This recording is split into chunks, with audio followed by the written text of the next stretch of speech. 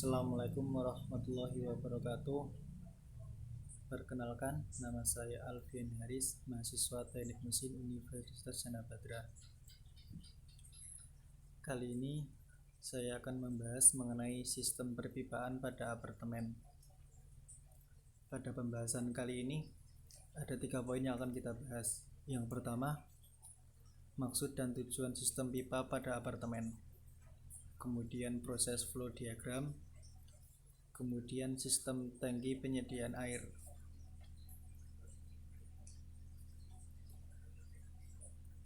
Pembahasan yang pertama mengenai sistem perpipaan pada apartemen.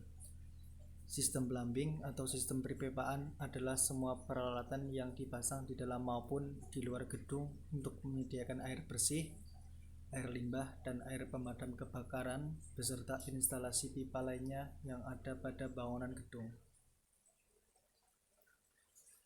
Untuk fungsi peralatan plumbing, fungsi yang pertama adalah sistem penyediaan air bersih, menyediakan air bersih ke tempat-tempat yang dikehendaki dengan kualitas, kuantitas, dan tekanan yang cukup.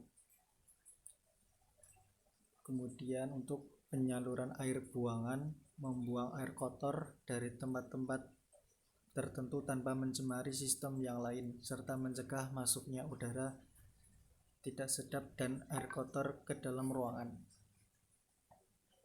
Kemudian untuk penyediaan air untuk pemadam kebakaran, menyediakan air dengan kuantitas yang cukup dan mudah operasinya apabila terjadi kebakaran.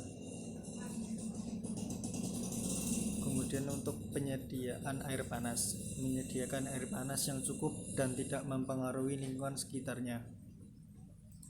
Dalam artian khusus, istilah peralatan plumbing meliputi peralatan untuk penyediaan air bersih atau air minum, kemudian peralatan untuk air panas, kemudian peralatan untuk pembuangan dan fan.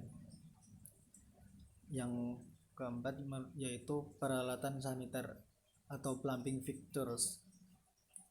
Dalam artian yang lebih luas, selain peralatan-peralatan tersebut di atas, istilah peralatan plumbing seringkali digunakan untuk mencakup peralatan pemadaman kebakaran, kemudian peralatan pengolah air kotor atau tangki septik, kemudian peralatan penyediaan gas, kemudian peralatan dapur, kemudian peralatan untuk mencuci, kemudian peralatan pengolah sampah, dan berbagai instalasi pipa lainnya.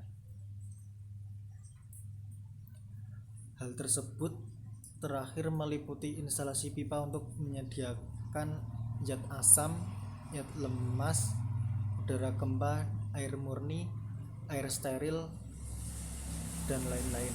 Juga perpipaan vakum untuk menyedot. Kemudian kita akan memasuki bagian proses flow diagram sistem downfeed. Ini merupakan pembahasan mengenai alur sistem ini berjalan. Yang pertama yaitu PDAM menuju ke meteran, kemudian ke reservoir bawah, kemudian masuk ke pompa hidrolik, lalu menuju reservoir atas, kemudian masuk ke pompa booster, baru masuk ke unit atau ke bagian ruang-ruang tiap bangunan. Untuk sistem sumur, dari sumur masuk ke pompa air, kemudian masuk ke reservoir bawah, lalu ke pompa hidrolik, kemudian reservoir atas, lanjut ke pompa booster, baru masuk ke ruangan tiap bangunan. Lanjut mengenai sistem penyediaan air bersih. Berikut beberapa sistem penyediaan air bersih. Yang pertama, sistem sambungan langsung. Dalam sistem ini, pipa distribusi dalam gedung langsung dengan pipa utama penyediaan air bersih. Misalnya, pipa utama di bawah jalan dari perusahaan air minum. Karena terbatasnya tekanan dalam pipa utama dan dibatasnya ukuran pipa, cabang dari pipa utama tersebut, maka sistem ini terutama dapat diterapkan untuk perumahan dan gedung-gedung kecil dan rendah.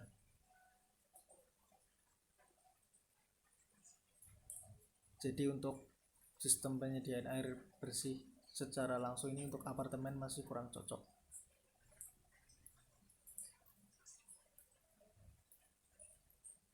Untuk sistem tangki atap, dalam sistem ini air ditampung lebih dahulu dalam tangki bawah, dipasang pada lantai terendah bangunan atau di bawah muka tanah, kemudian dipompakan ke suatu tangki atas yang biasanya dipasang di atas atap atau di atas lantai tertinggi bangunan.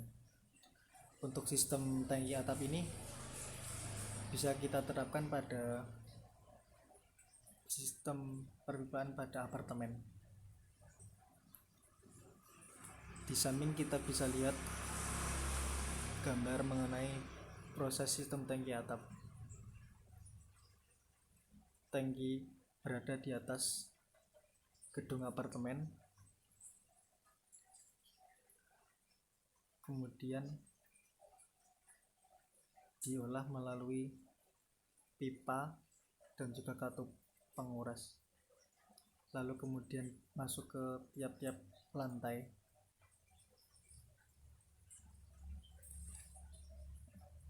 Kemudian yang ketiga, sistem tangki tekan. Prinsip kerja tangki ini adalah air yang telah ditampung dalam tangki bawah dipompakan ke dalam suatu bejana tangki tertutup sehingga udara di dalamnya terkompresi. Air dalam tangki tersebut dialirkan ke dalam suatu distribusi bangunan. Pompa bekerja secara otomatis yang diatur oleh suara detektor tekanan yang menutup atau membuka saklar motor listrik penggerak pompa. Pompa berhenti bekerja kalau tekanan tangki telah mencapai suatu batas maksimum yang ditetapkan.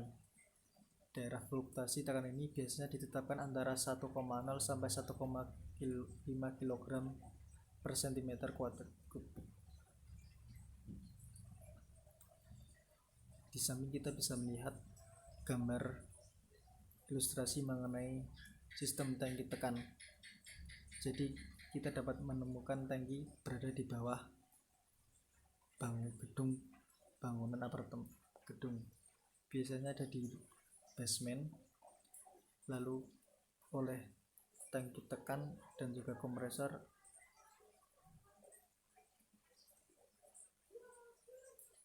bekerja untuk mengalirkan air menuju ke tiap lantai. Selanjutnya kita memasuki ke sistem tanpa tangki. Dalam sistem ini tidak digunakan tangki apapun, baik tangki bawah, tangki tekan ataupun tangki atas. Air dipompakan langsung ke sistem distribusi bangunan dan pompa penghisap air langsung dari pipa utama. Misalnya pipa utama perusahaan air minum. Di Eropa dan Amerika Serikat, cara ini dapat dilakukan kalau pipa masuk pompa diameternya 100 mm atau kurang. Sistem ini sebenarnya dilarang di Indonesia, baik oleh perusahaan air minum maupun pada pipa-pipa utama dalam pemukiman khusus, tidak umum.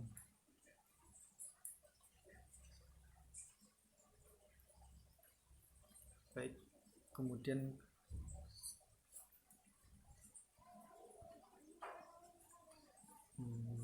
demikian pembahasan kita mengenai sistem perpipaan pada apartemen. Mungkin dalam pembahasan yang saya sampaikan masih banyak salah, mohon untuk koreksinya dan mohon maaf karena saya juga masih sama-sama belajar. Demikian, terima kasih. Assalamualaikum warahmatullahi wabarakatuh.